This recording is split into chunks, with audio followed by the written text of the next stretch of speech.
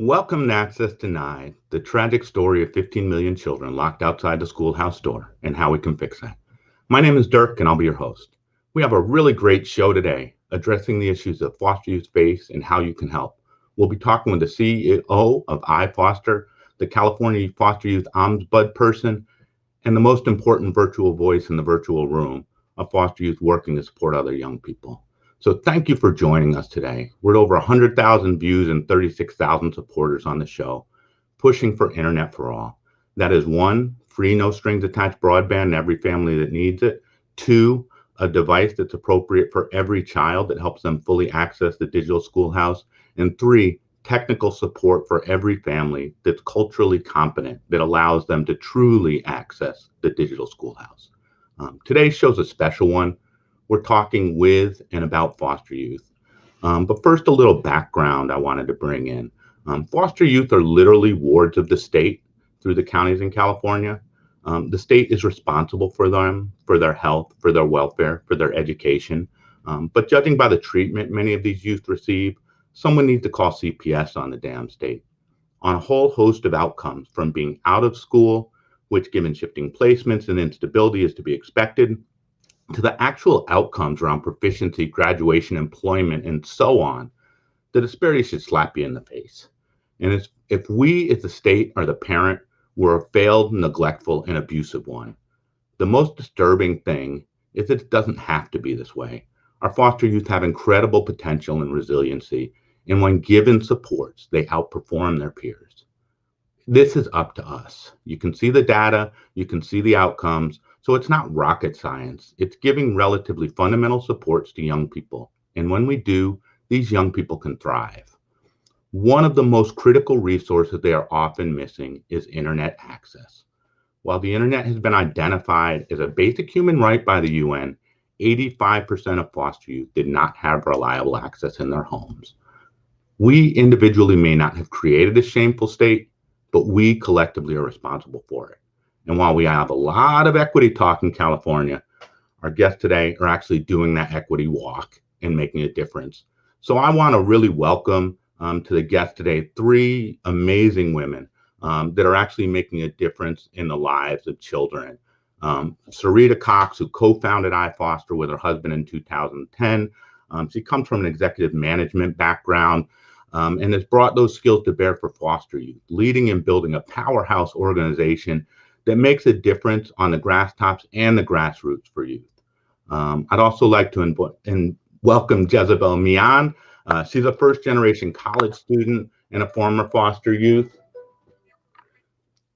She's in her second year as a transitional aid youth AmeriCorps member, where she supports other foster youth in navigating the systems and getting the resources they need to be successful.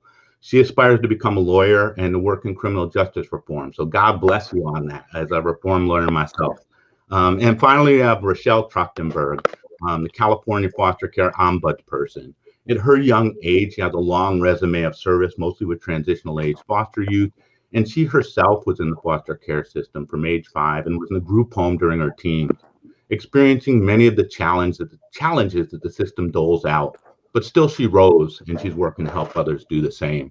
So I want to welcome all of you to the show. Thank you so much for being here. I'd love to hear just a little bit from each of you about kind of your role, what brings you to this work, and what inspires you in this. Do you want to start, Serita, maybe? Sure.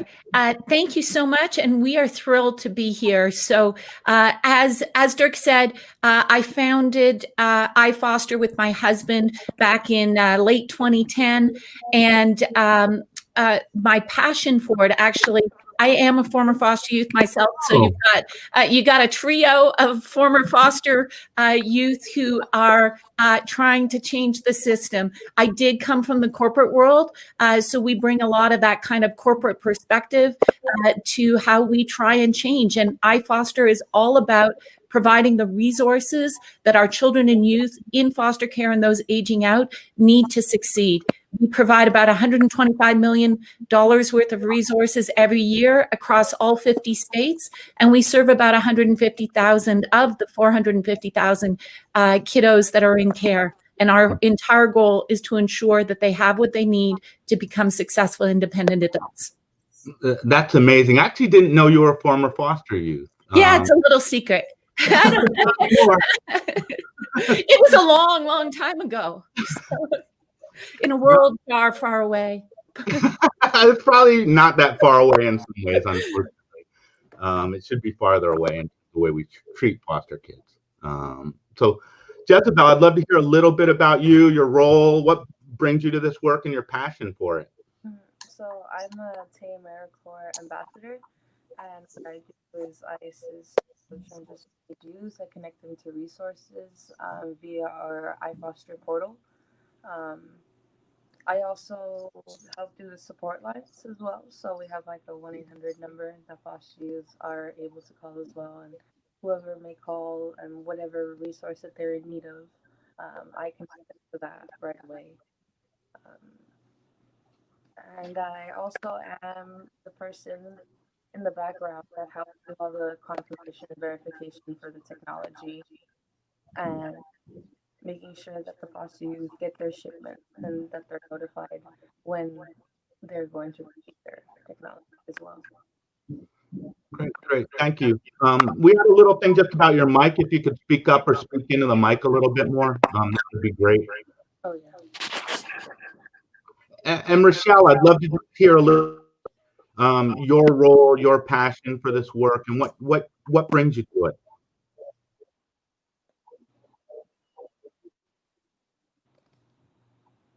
Could you hear me, Rochelle?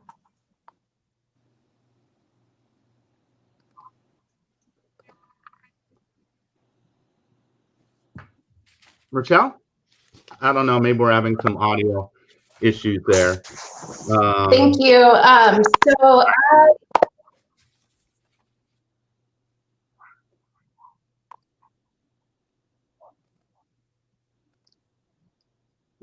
There might be a delay on my side, but I'll do my best. Yep. Technology is really incredible. So I spent a good portion of my childhood in foster care and turned 18 and was exited out into the world with really not a lot of support. And that has driven my professional careers. I really want to make sure that other foster youth have the supports and resources they need to be successful. And in terms of my role as the foster care ombudsperson, there's 60,000 children in foster care in California. And my office represents one place that they can go to have their voices heard, to speak about issues that they're experiencing, and to have help resolving those issues. And as COVID-19 hit, one of the things that became apparent immediately is as foster youth are already isolated and live in a pretty abnormal world of this child welfare system, we needed to make sure that they had access to resources and support to weather this storm. And so my office, is here really doing our best to make sure those 60,000 young people know that they have a place to turn to. That's great. I really appreciate all of you for this work. There was a massive digital divide for foster youth prior to COVID. We saw that a little bit in just the statistics. Could you tell us just a little bit about kind of the importance of access for foster youth both before COVID, and then I'd love to talk a little bit about like what's changed with COVID, and are there specific other challenges that have come up as a result of the COVID issues and the isolation that folks are having? So what was it like for foster kids before COVID around access, and why did it matter? I can start and kind of give you a broad perspective, but then both Jeszabel and Rochelle can give you, the stories that go behind that. So prior to COVID, back in 2016, we actually had the University of Southern California do a study because we were providing tech access, not to the level we're doing now, but we really wanted to make the case and understand what the issues were. And what we saw was, as you said, massively disconnected. Only 4% of rural California foster youth had regular access in their homes. Wow. Only 21% of youth in urban districts had regular access, compared to 79% of their low-income peers. Wow. And what USC found is that when we actually provided them access, well, it's obvious. Their grades went up, missed school days went down, they connected more with their families, their friends, their support network, and overall their life satisfaction went up, well-being went up, and depression and suicidality went down. So access absolutely matters, but those are just the data. I mean, we could just, Jesse can tell you exactly, just from her own perspective as a student herself, what it means to get access. Jeszabel, you want to tell them? Oh, yeah. Yeah, I actually benefited myself from the iFoster laptop and cell phone program. Like you mentioned before, Dirk, I'm a first-generation college student, and I didn't realize how important it was going to be to need a laptop, really. Yeah. And so iFoster provided me with that resource. Not only helped me so much to do my work, and I also worked as a mentor at my community college as well. So I made sure to give the youth around me those resources as well. And we all can agree, like, it definitely helped us benefit our academic careers, because it's like because schools can have computer labs. Mm-hmm. There's there can be computer labs and libraries and stuff, but when you're actually able to do it in a setting where you choose, and that's when, especially if you're writing a paper, and you know how papers are Mm-hmm. to get that like writing flow. And then me as an English major, it's just like it's so much easier to do my schoolwork as with the technology. Yeah, I think most of us would say that it's like a basic of school, of college right now, is having your own computer. Like that should be just like something that comes with when you pay your tuition. But it obviously doesn't. And we kind of put that on kids to figure that out for themselves in a lot of cases. And I appreciate iFoster stepping in and making sure that kids don't need to figure that out for themselves, that you guys figure that out for them. Any other thoughts on the pre-COVID stuff before we dig into like what the differences COVID have brought to foster youth? Because when I looked at some of the materials you sent, again, there's things I never even thought about the court hearings and these ways that they're even further isolated, and the process that they're supposed to be going through, it's just kind of slowed and stagnated in some ways. So can we go to that next slide, Josh? And I'd love to just hear a little bit about like some of the challenges that COVID has brought, particularly for foster youth. And I'm sure Rochelle and that you're hearing these from kids. I'd love to hear from really all of you. What does COVID mean now? Like, how does this make things even worse? And how do you respond to this? I'm happy to share a little bit from what we've learned in my office. Prior to COVID, we already knew foster youth had a major gap in terms of access to technology and the internet.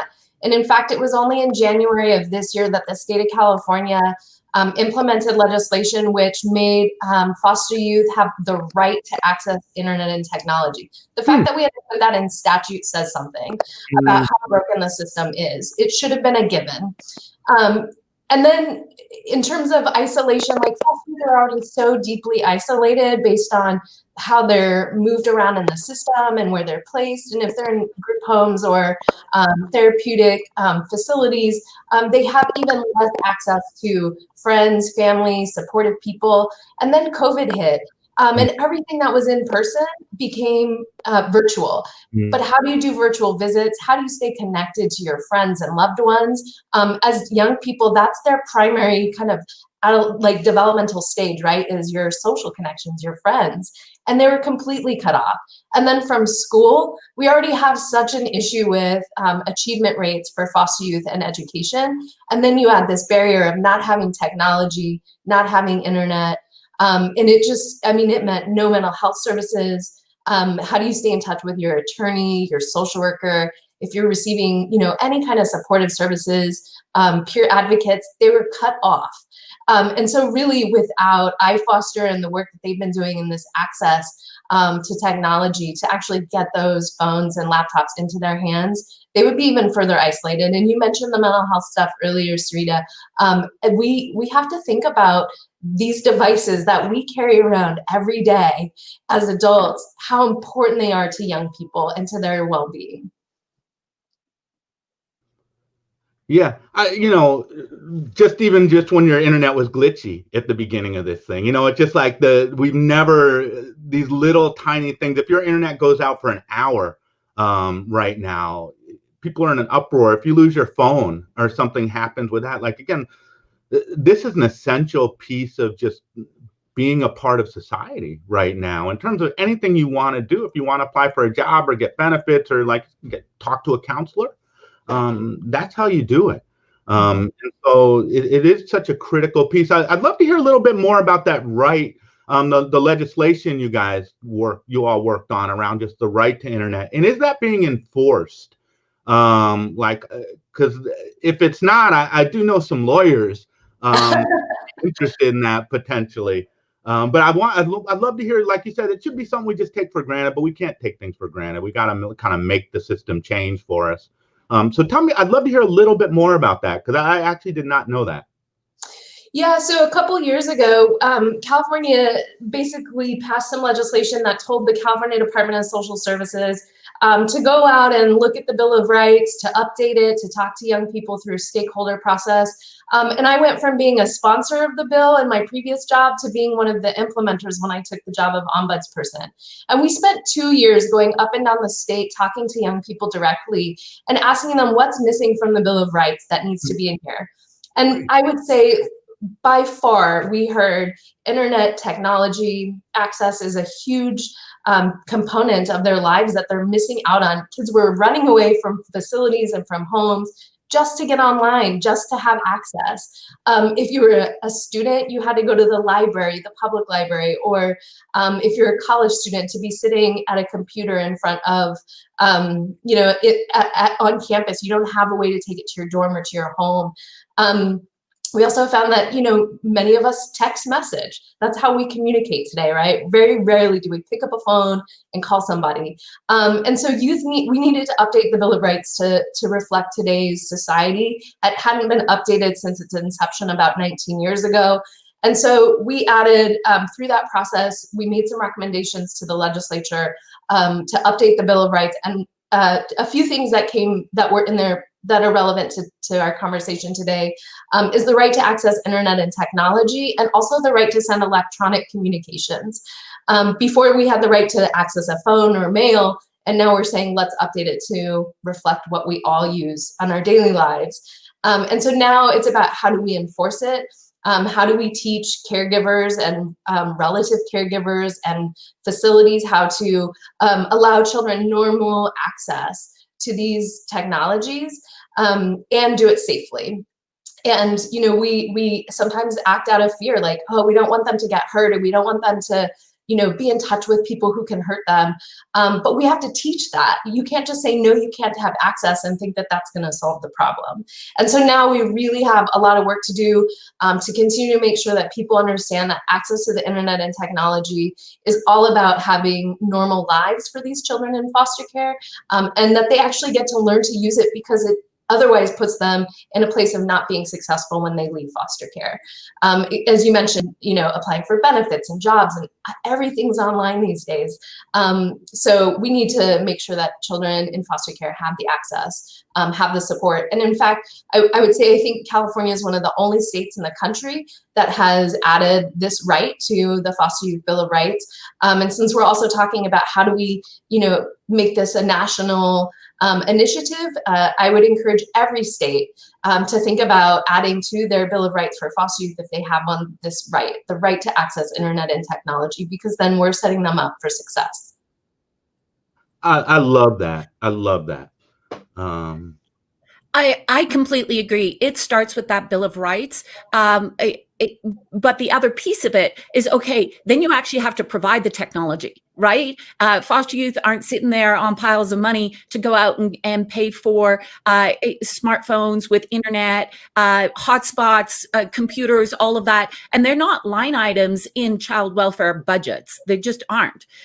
So that's the other part of the equation. But I will tell you that piece of legislation that Rochelle made happen in January enabled our program that came later, that came at the end of the that launched around our cell phone program with Lifeline. We have a special pilot program here in the state of California. It's a partnership between the California Public Utilities Commission, Boost Mobile, T-Mobile, and ourselves to pilot a specific program for foster youth. It's actually the iFoster Phones for Foster Youth program that provides a smartphone with unlimited voice, unlimited text, unlimited data, hotspot capability, and that's funded through the federal Lifeline program, funded by our tax dollars.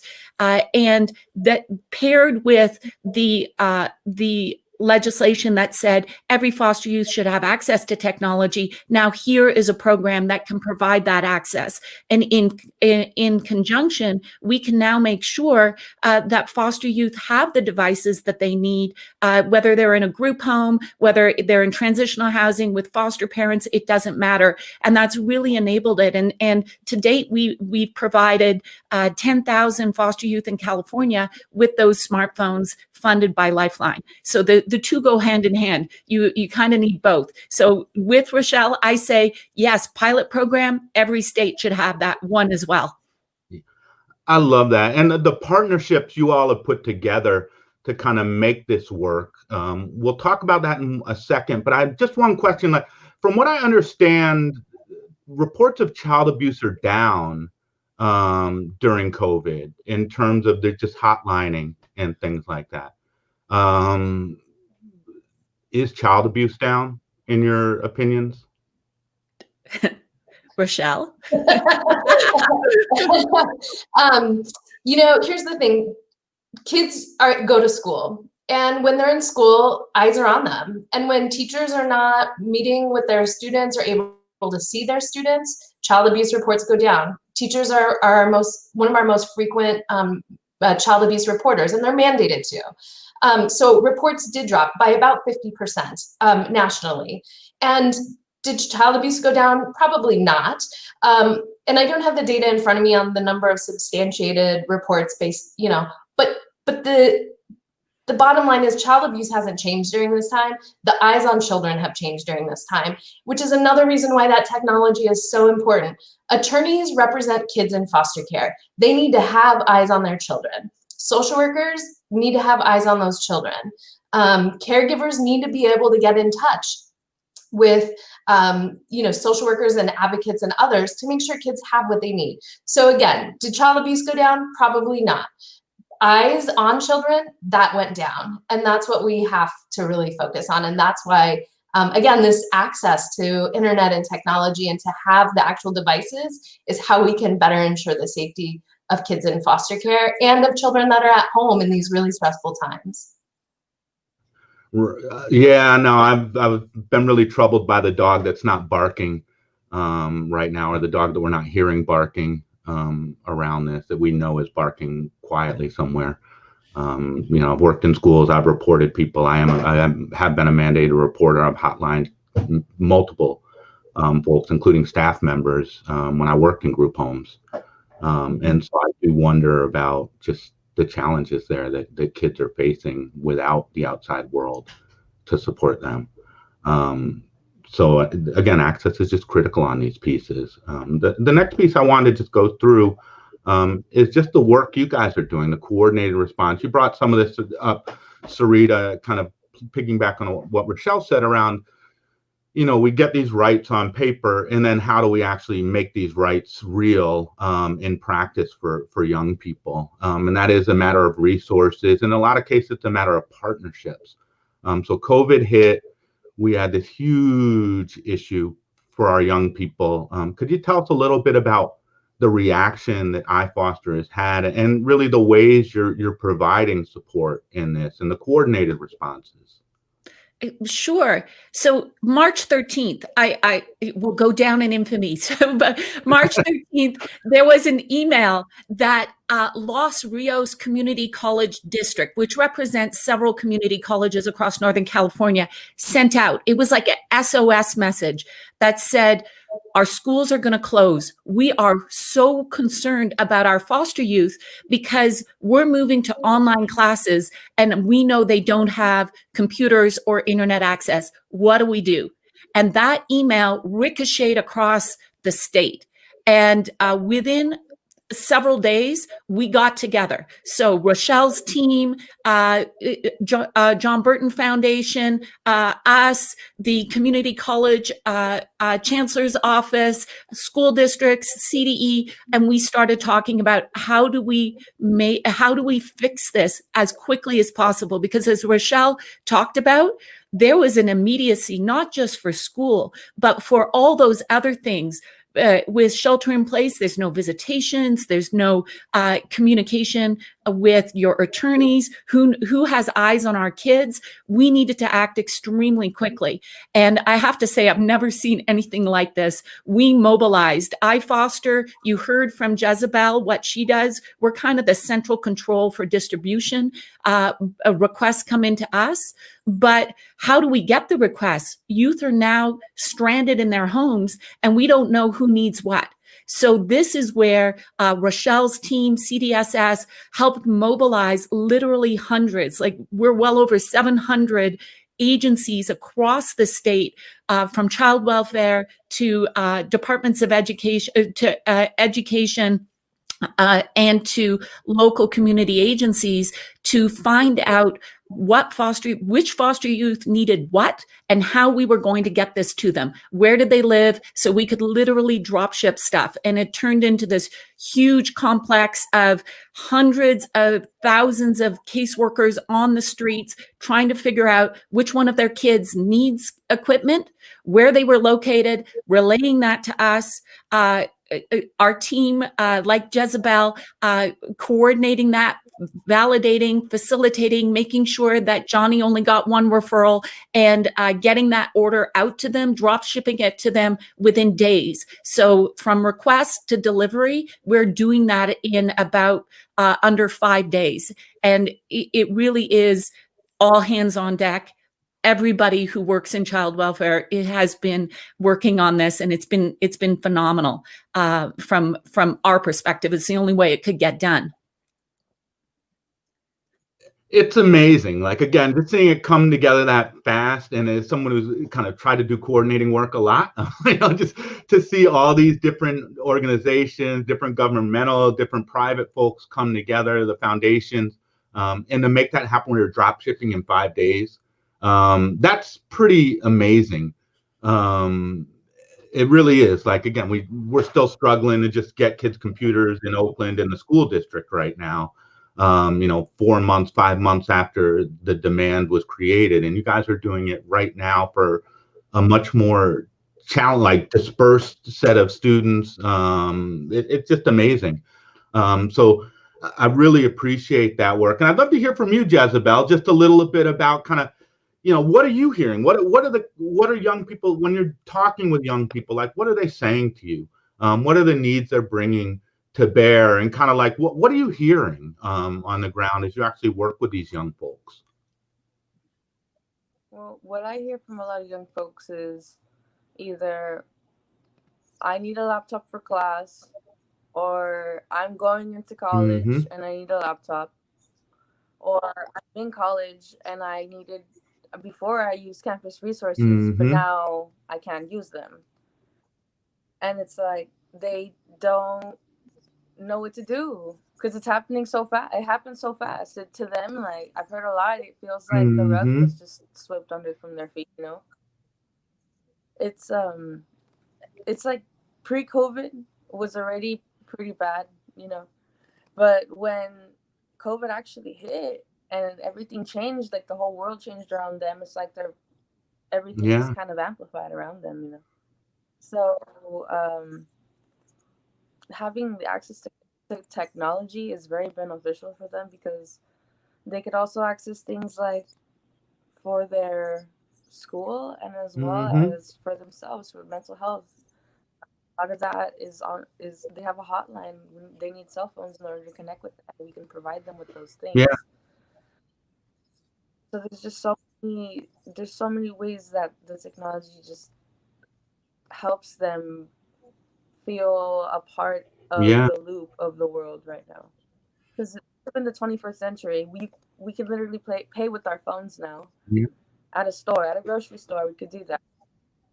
So foster youth not having a phone or a laptop is them not having much of a chance to succeed in Yeah. this world. Yeah. And so what's the impact that you all hear from young people as you start to provide them with these resources or kind of connect them up or show them that they're not alone in this struggle to just kind of figure it out? I have had so many emails back saying with foster youth, just saying it warms my heart really when they're just like, "Thank you so much. Like I'm doing so much better now. Like we sent out one laptop and cell phone, and I got an email maybe like a month or so later, and it was just a very sweet letter. They were thanking us for what we did. They were telling us that our technology definitely did help them academically. They sought out more. They had more goals and vision for themselves. Mm-hmm. They were just thinking of what else could they do, because it was so accessible to them now. So now it was definitely a game changer for them, and that is what we strive to give them. And Yeah. we get hundreds of stories all the time, and they range from now I'm doing better in school and I have goals to things like, you know what, I made my court mandated parenting classes because now I can zoom in to a 10-year-old being able to FaceTime with their mental health therapist during COVID. That went away, and this young boy saw his therapist twice a week, and that was taken away from him overnight. Now he's got it back, and he says the world is sunny again. Again, it just makes such a difference. Like this is the way we connect with the world right now. And to just have that cut off, like as Jeszabel said, the rug pulled out from under you, and everything changes in a minute, and not having the resources to necessarily respond yourself. Like I just appreciate you all for stepping in and filling that resource void. Can we go to the slide around I think one of the things that you all talk about that came up right now is really that the device is just a tool. Or like, access in and of itself is not the end game.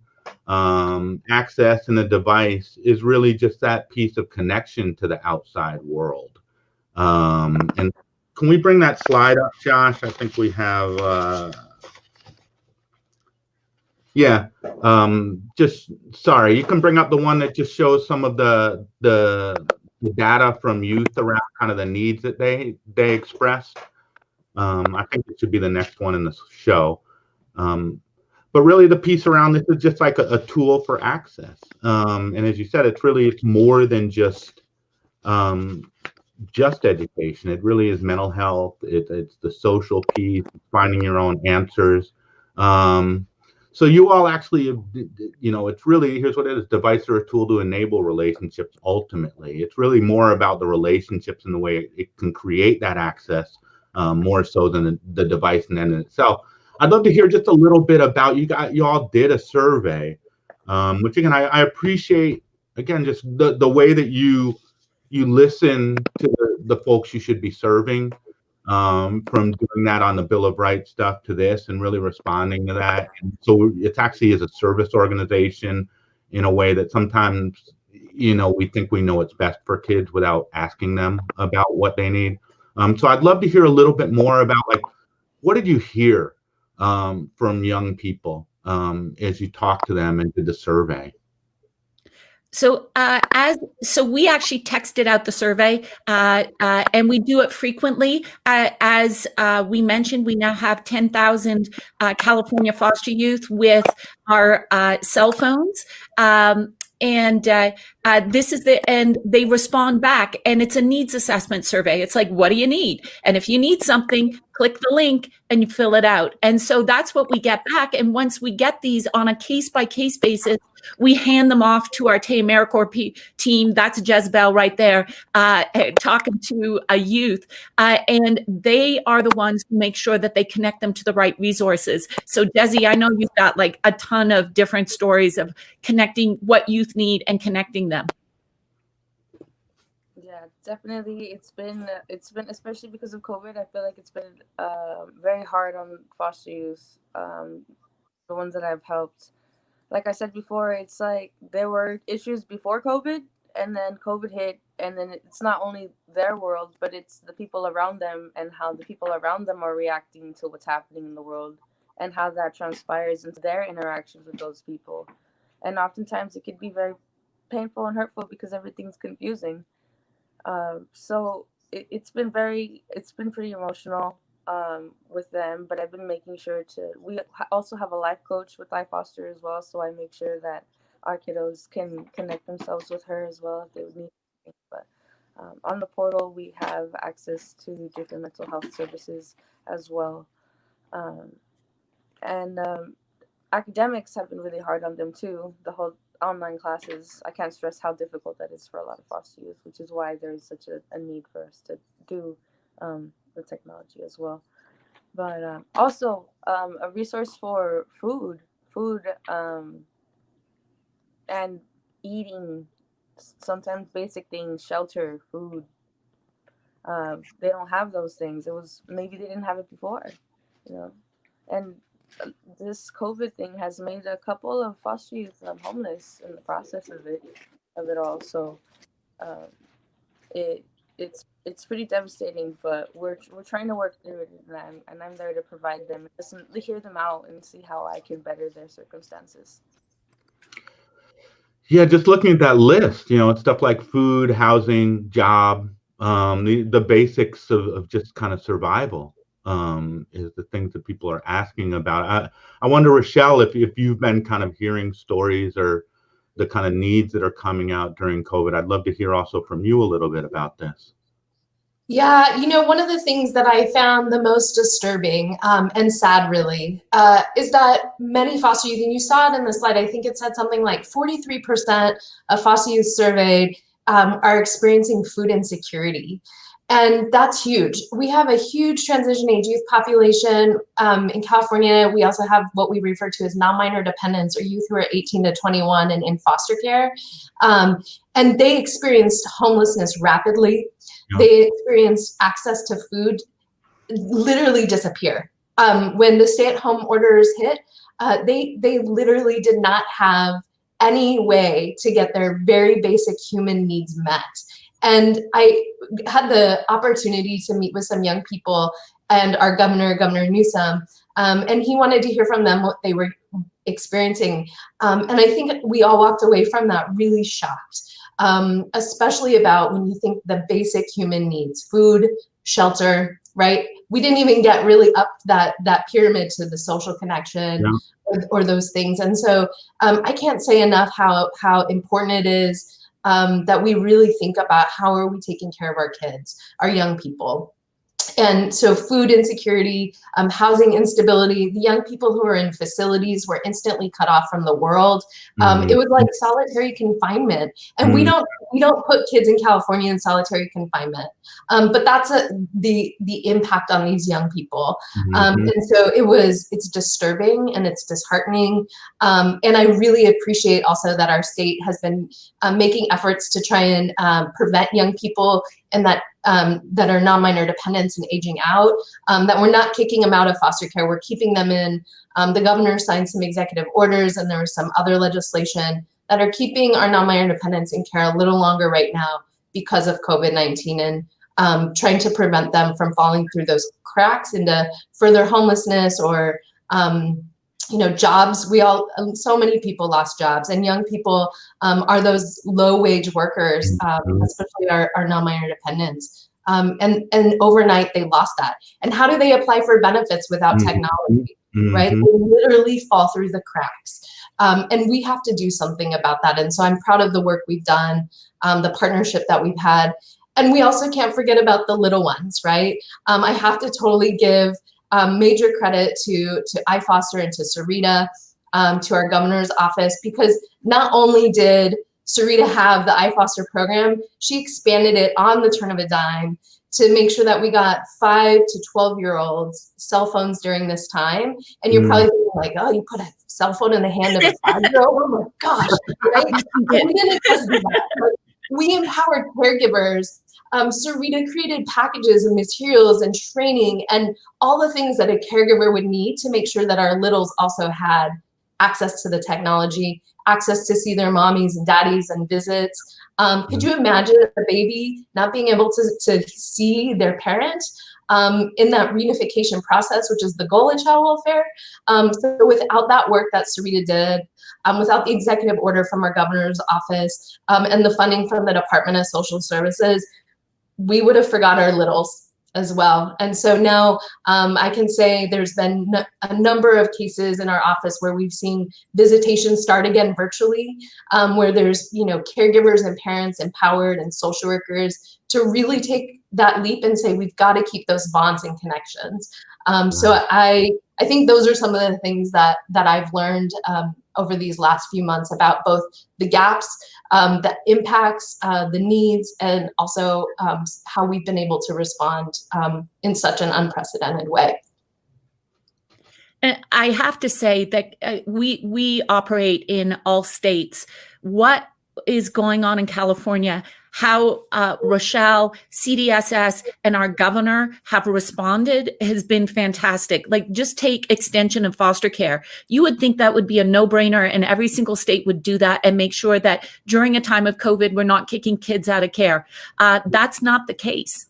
California was the first, and there are a few other states, but it is not across all states. Mm-hmm. We are so lucky here. I mean, we still have a long ways to go, but I have to say, having our governor and our state government and all of our counties behind our foster youth is huge. So we had a couple of questions, I think, that actually come into some of this. One, I think, was just around like, is there federal action that should be taken? Could the FCC do something on this? And I think related to this is just the visibility issues that folks have raised around this. Like the one up right now around like, who do we count as homeless? Like, we do have a lot of kids who like are technically homeless, but we don't necessarily think of them in that same way because they're doubling, tripling up, they're couch surfing, they're figuring out a way to not necessarily be on the street. So I'd love to just, is there federal action? And then how do we increase the visibility pieces? And the transitional piece is huge. Again, half the kids who age out of foster care in Alameda County are homeless within 6 months. And that is just a shame on us. We should be ashamed for that. So I threw a couple things out there, really. What should the FCC or federally, are there things we should do?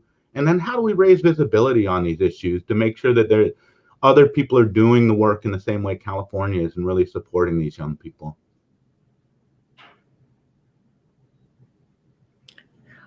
Well, first of all, I think it's having us on shows like this.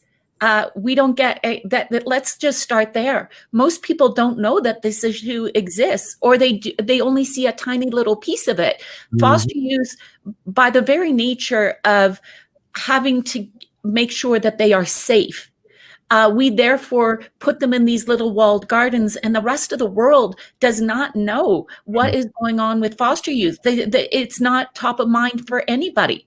The fact that you invited us and are hosting an entire podcast about foster youth is like, it's amazing. I mean, that's the first step, is just the awareness building, because then change can happen. I'm looking at the little tickers that are going by and I'm like, yeah, this is real. And that one little kid that you met that might be homeless, there's many more of them. And we can do this together, but that awareness building to me is the first thing. And then the second, let me just put a plug. The Lifeline program, that pilot that we have in California that provides at least a smartphone with data and internet capability, that should no longer be a pilot. That should be it. And it should be replicated in every single state, funded by our tax dollars, which is the universal service fee that we all pay on our cell phone bills every week or every month, really.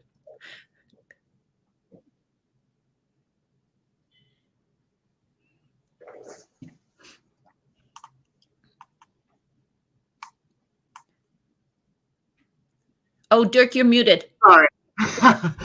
Thoughts from y'all, Rochelle, Jeszabel? Are there things we should be doing right now? How can we raise visibility around these issues?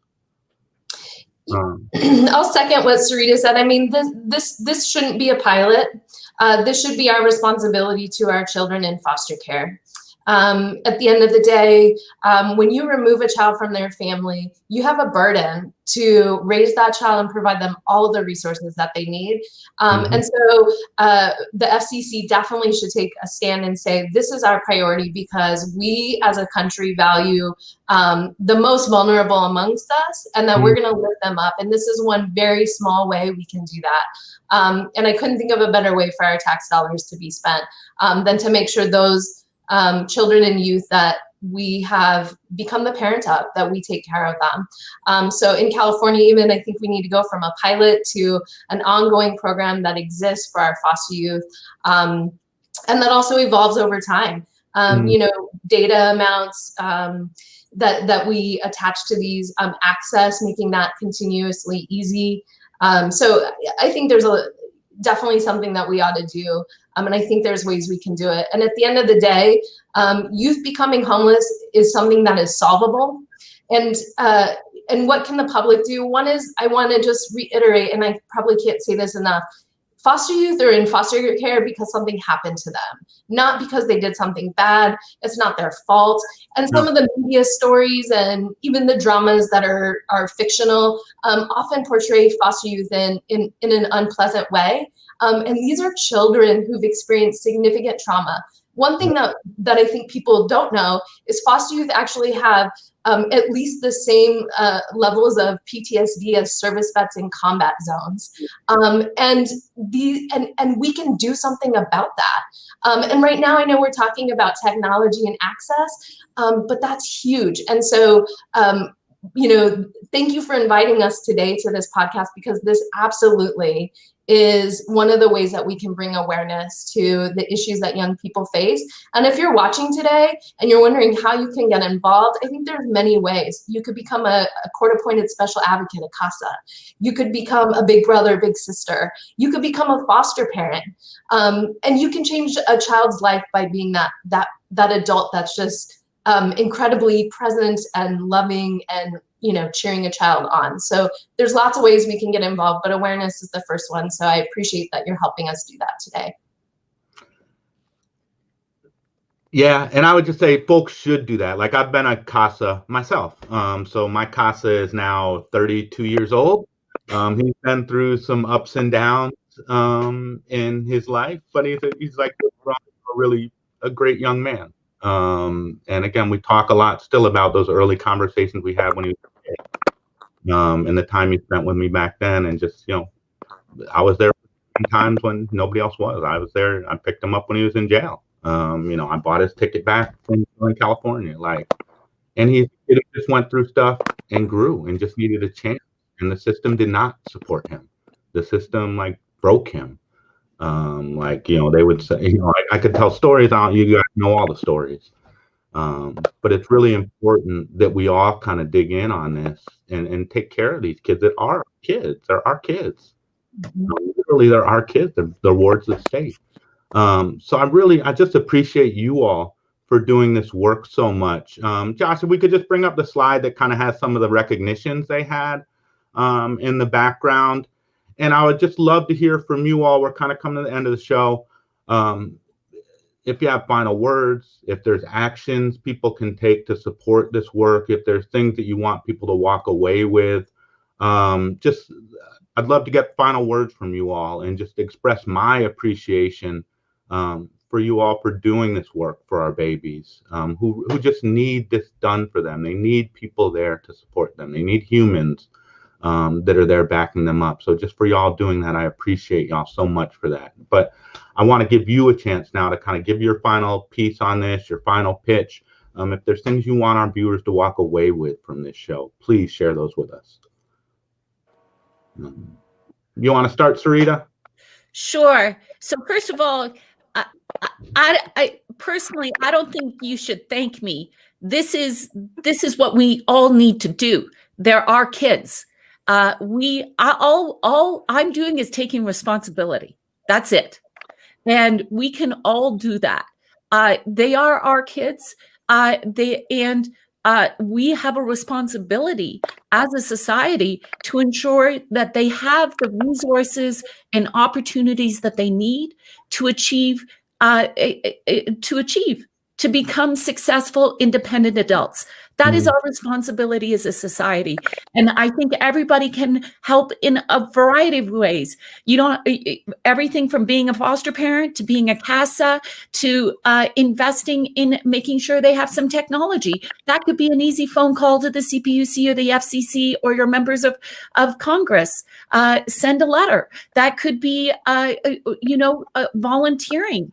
There are hundreds of agencies that are looking for volunteers. We have volunteers all the time for our jobs program, just even doing mock interviews to prepare our youth for what it's like to actually have a real job interview. There are so many ways to participate and help. And collectively, I think it is our responsibility, and collectively we can actually change the lives of children who are growing up in foster care through no fault of their own. Yeah, thank you so much. Appreciate that. Rochelle, you have any final thoughts for us? That's Serita really summed it up. We all have a responsibility to make a difference in the lives of young people in foster care, and there's a multitude of ways of doing that. We can donate money if we have that. We can mentor. We can become foster parents. We could be advocates with the legislature in our state, in our national, in Congress, to make sure that we're always saying, how are foster youth being impacted and what do we need to do to change that? So I think there's a lot of ways, but at the end of the day, we need people to know the experiences of foster youth, and we need to make sure that foster youth get normal child and adolescent developmentally appropriate life experiences that we get. And today the conversation is about technology, and in our society today, it's the way we all stay connected. And without connection, you fall through the cracks. And we can do something to stop that. Yeah. Thank you so much. I really appreciate that. And Jeszabel, like you're the real star of the show. I wanted to just give you the final word here to just tell us, from someone on the front line who's doing this work day to day, like, what do you want folks to walk away with from this, and what should folks be doing? Well, one of the most important things I think about this, one of the things about my perspective is not only am I helping foster youth, but I'm also a foster youth myself. Yeah. And this is, if you think this work that we're doing, we have a ton of other foster youth on our team. We're run a lot majorly by foster youth as well. It's other people just like me, and people have given up on us before, but you can't give up on us, because we're able to accomplish things like what we're doing now.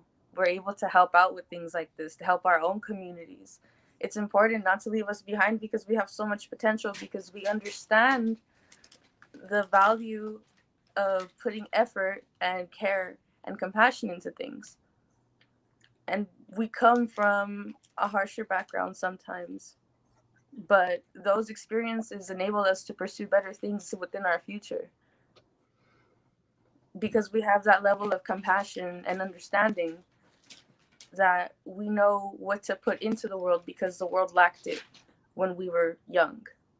Yeah, that's powerful, I think. And that is kind of the power that y'all bring to this work is really understanding it from the perspective of the folks that are living it, and trying to deliver the services that people really need out of this. So I want to just thank you all for being a part of this. I know you don't need my thanks on this, but I really do. I really appreciate this because not everyone is picking up the ball, and it's our ball. It's the court we created, and many people are kind of just walking by it and leaving it the way it is, and it shouldn't be the way it is. It should be better because, as Jeszabel said, these are our babies, and when we invest in them, there's so much potential there. And when we don't invest in them, we see them flounder, as we all would flounder if no one invested in them. And so I just think this is something we can change, and I appreciate you all